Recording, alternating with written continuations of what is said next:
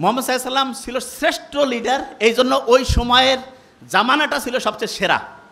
আর আমরা এখন যে লিডারগুলো পাইছি তারা আমাদেরকে ঠিক রাস্তায় যাওয়ার জন্য যেইভাবে আমাদেরকে কাজ করা উচিত সেই অনুযায়ী কোনো রকমের সাজেশন দেয় না। তারা শিখায় দেয় যে তুমি হচ্ছ খুবই দাস, খুবই নিচু স্তরের, খুবই নিম্ন শ্রেণীর। সারা পৃথিবীতে মুসলমানরা যে পিছায় পড়লো এইটার সবচাইতে বড় 3টা কারণ আছে, সবচেয়ে বড় 3টা কারণ। নাম্বার 1 কি সেটা একটু বলি।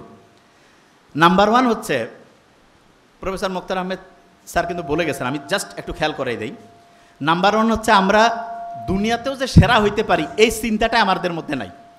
আমাদের মধ্যে একটা চিন্তা আসছে যে না, দুনিয়ায় যদি আমি সেরা হই তাহলে আমি আখেরাতে বোধহয় আমাদের কমতি পড়বে। নো, দুনিয়া আমি সেরা হইতে পারি, আখেরাতেও আমি সেরা হইতে পারি। দুনিয়ায় সেরা হওয়ার জন্য যেই গাইডলাইনগুলো দিয়েছে আল্লাহ, সেগুলো যদি আমি ফলো করি তাহলে দুনিয়াতেও নাম্বার 1 হব, আখেরাতেও নাম্বার 1 হব। কিন্তু সমস্যাটা কোন জায়গায় সেটা বলি। আমরা 5 ওয়াক্ত নামাজ পড়ি, কিন্তু নামাজের পরে যে আল্লাহ বলছে যে তুমি তোমার রিজিক অন্বেষণে বেড়ায় যাও, কাজ করো, এই কাজটা করি না। তার মানে নামাজ পড়লাম কিন্তু তারপরের অংশটা অর্ধেক মানলাম না।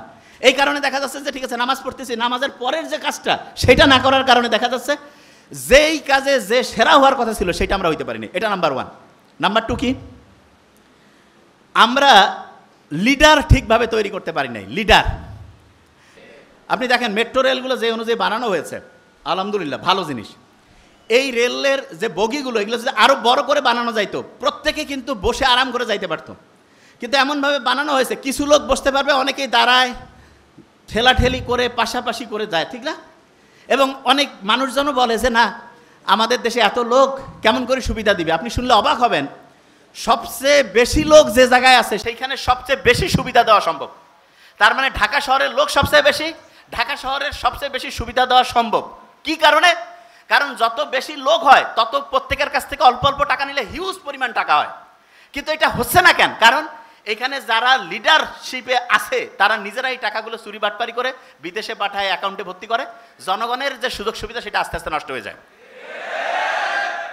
এইখানে যারা আমরা আছি, 1 নাম্বার হচ্ছে ইসলামের মূল কাজের সাথে পরের অংশটা যোগ করা, আর 2 নাম্বার যেটা ঠিক লিডারশিপ তৈরি করা। প্রত্যেকের দায়িত্ব ঠিক লিডারকে সামনে আনা। আমরা কি এটা কাজ করি না? আমরা কি মনে করি যে লিডার ঠিক আনতে গেলে আমাদের রাজনীতি করতে হবে? আচ্ছা আপনি আমাকে বলেন, মুহাম্মদ সাল্লাল্লাহু আলাইহি ওয়াসাল্লাম কি দুনিয়ার শ্রেষ্ঠ রাজনীতিবিদ ছিলেন কি ছিলেন না? ছিলেন। উনি যদি রাজনীতি করে অসাধারণত্ব অর্জন করতে পারেন, তাহলে যেই লোকগুলো ভালো আছে তারা যদি রাজনীতিতে আসে, তাহলে কি দেশ সবচেয়ে ভালো চলবে না খারাপ চলবে? আচ্ছা আমি একটা জিনিস বলি, দেশ যারা পরিচালনা করে আমরা বেশিরভাগ জন দেখি না যে চোর, বাটপার, গুন্ডা।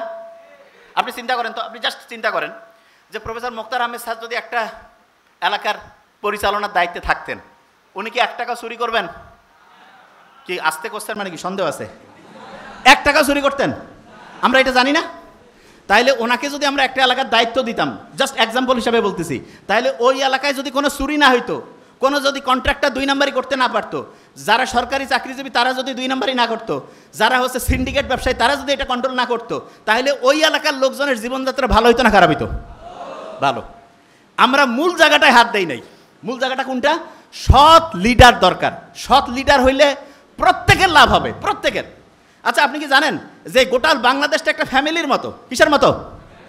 আচ্ছা আপনার ফ্যামিলিতে যদি একজন খুব ভালো লোক থাকে, ফ্যামিলির যে সদস্য, যে সৎ, টাকা চুরি করে না, শ্বশুর বাড়ির টাকা পাঠায় না, শ্বশুর বাড়ি বলতে বুঝাচ্ছি যেখানে থাকার কথা সেখানে না দিয়ে অন্য জায়গায় পাঠাচ্ছে, এইরকম না হয়ে যদি একটা অনেস্ট ছেলে যদি আপনার পরিবারটা নিয়ন্ত্রণ করে, তাহলে ওই পরিবারটা ভালো চলবে?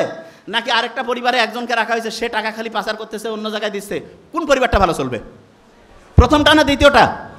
প্রথমটা। তাহলে আপনি বলেন এই গোটাল বাংলাদেশটা তো এরকম একটা দেশ, মানে এরকম একটা পরিবার, এইখানে সবচেয়ে ভালো লোকটা যদি হচ্ছে যে সবগুলো কাজের মেইন কন্ট্রোলটা যদি দেওয়া যায়, তাহলে দেশটা কি আস্তে আস্তে ভালোর দিকে যাবে না খারাপের দিকে? ভালোর দিকে। আচ্ছা তাহলে প্রথম কাজ বলছি নামাজের পরে অন্য কাজটা করা। দ্বিতীয় কাজ যেটা আমি বলছি সেটা কি?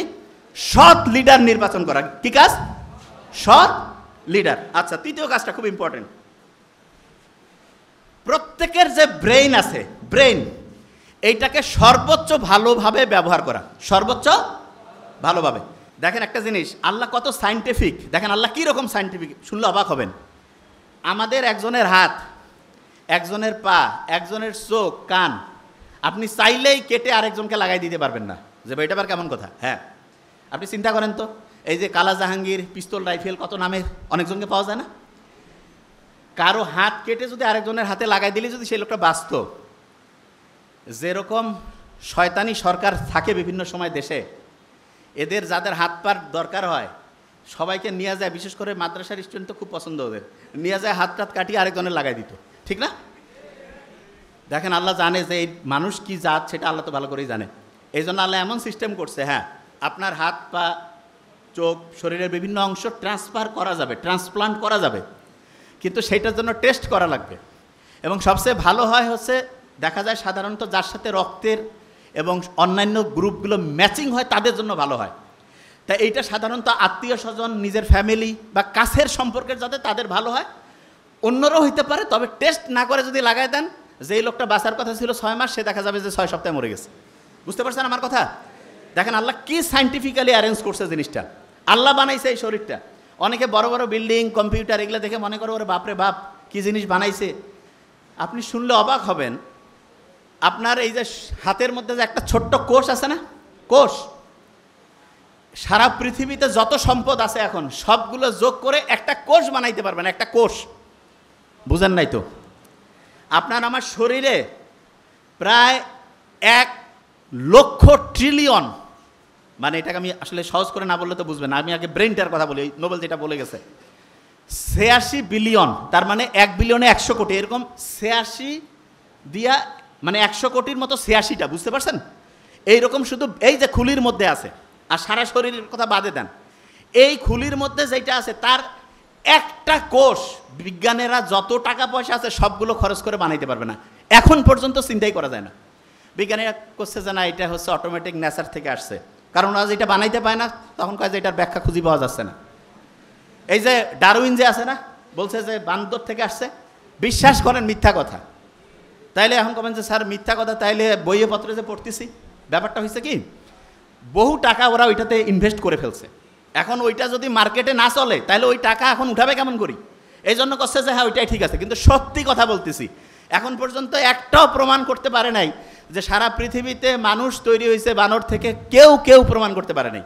এমনকি ডারউইনের যে ওই পক্ষের যে বিজ্ঞানীরা ওরা করছে যে না এটা আসলে ঠিক না, কিন্তু মার্কেটে চলতেছে কেন, কারণ অনেক টাকা এখানে ইনভেস্ট করছে।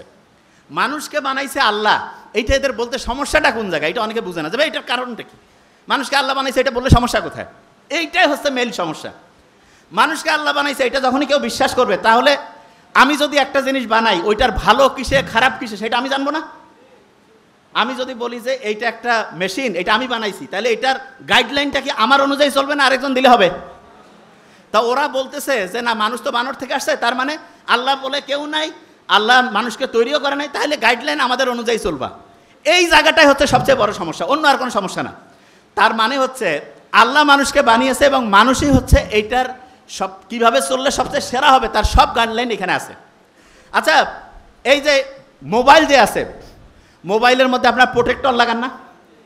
আচ্ছা আমি একটা জিনিস বলি, মোবাইল যত দামি, প্রোটেক্টর কি লাগানো উচিত কি উচিত না? উচিত।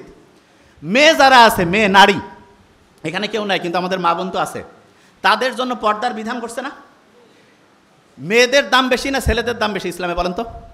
মেয়েদের মর্যাদা বেশি, এবং মেয়েদের মর্যাদা বেশি দেখে কিন্তু দামি মোবাইলের যেমন প্রোটেক্টর আছে, এরকম মেয়েদেরও কিন্তু আল্লাহ প্রোটেক্টর হিসাবে পর্দার ব্যবস্থা করছে। ভালো লাগলো না শুনে? মেয়েদের কি করছে? পর্দার ব্যবস্থা। তা আমরা এটা করি না কেন? কারণ আমরা মনে করি যে না মেয়েদেরকে তো বানাইছে হচ্ছে ওই ডারউইনের যে পুরাতন ওই কি বলে এটাকে, বানর থেকে আসছে, অতএব এদের কোনো ফর্মুলা লাগবে না। নো, আল্লাহ মানুষকে বানিয়েছে এবং কিভাবে চললে মানুষ সবচেয়ে সেরা হবে, এইটা আল্লাহ যে ফর্মুলা দিয়েছে সেটা অনুযায়ী চলতে হবে।